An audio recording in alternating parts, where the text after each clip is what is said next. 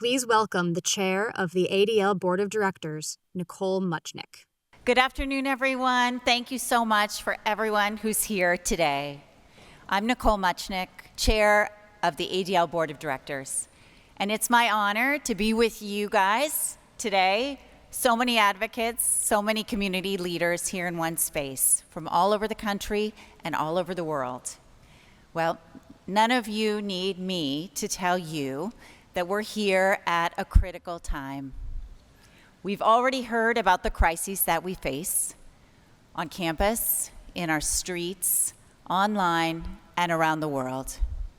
It's a moment of real danger, and we recognize that, when our very identity is often being used against us. Communities are often under attack. The fundamental fabric of some of our most trusted and often beloved institutions is fraying. Our sense of safety and security is torn. At ADL, we are meeting this moment. We're meeting this moment with action. Today, ADL is at the forefront of the fight against this unprecedented wave of anti-Semitism. We are filing groundbreaking lawsuits that take on dangerous people and unjust institutions and complicit nations who are funding terror and are inciting violence. We're using cutting-edge technologies to meet evolving challenges with new tools. And we're advising heads of state, heads of government, business leaders, and standing with Jewish communities and amplifying your voices. We continue to rely on the pillars of equal rights and equal protection under the law. We're fighting for equal enforcement, just the enforcement of the rules, without any special exemptions for trendy ideologies that call for violence and call for harassment and are calling for our discrimination. We're defending these rights, the equal rights of Jews to participate fully and freely in American society. And we're rejecting the ideology that can come from the left or can come from the right that justifies violence and discrimination. We're using every opportunity and every means to advance our mission to protect the Jewish people and secure justice and fair treatment for all. Thank you. Thank you. We aren't just leading the way in combating hate. As I think you've seen yesterday and today, we are reinventing the way that it is done. Of course, we don't do any of this work alone. At ADL, our efforts are fueled by extraordinary supporters like all of you who've shown up here today in person, and communities across the country and around the world who give their time, their energy, and their resources to make sure that we can meet this moment. For those of you here today who are already a critical part of the work that ADL does, I want to say thank you. Thank you.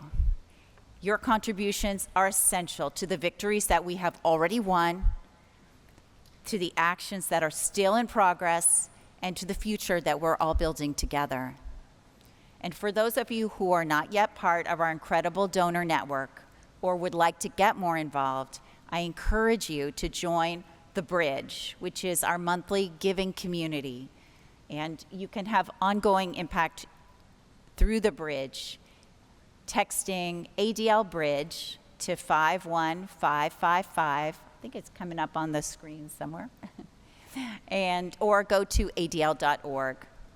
In the days and the weeks ahead, as we continue to fight anti-Semitism, your support can be a bridge to a better path. I want to close my remarks today by reflecting briefly on the story of Purim, which begins next week. As Queen Esther, if you may be familiar with the Purim story, as Queen Esther has to make a decision about whether or not she should or she can speak up to reveal her identity, her hidden identity. and hoped that she might have some small influence to save the Jews of Persia, whose slaughter was already decreed by the king and scheduled. It was a huge risk for her to speak out. A risk to her life, a risk to her hidden identity, to her status, and to her children. Esther did not sign up for that role. She was not a diplomat. She was not a negotiator. She did not seek to be queen to save the Jewish people. She was not an obvious choice. She was in different rooms than most of the Jewish community. She did not seek that moment, but the moment found her. History found her. I want to thank you for being here now. Whatever your background or your profession, today, now, we are all Esther. We may have spent our lives helping others, expanding the rights and the voices of others, promoting education and fellowship, not ever expecting to need to speak up for Jews or to help our own families. And today, we are called upon to speak, sometimes, and perhaps most importantly, in unexpected places. We are all part of a very, very long story, and we are in the midst right now of writing our chapter. This moment has found us, all of us.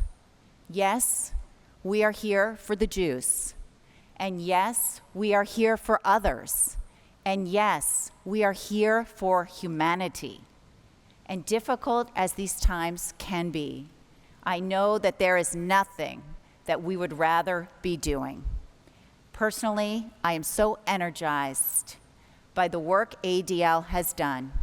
And as we launch our new campaign, I'm hopeful about the opportunity that we have to fight back against hate, to turn the tide against bigotry, and to usher in a new era for our community and for our world. Take a look.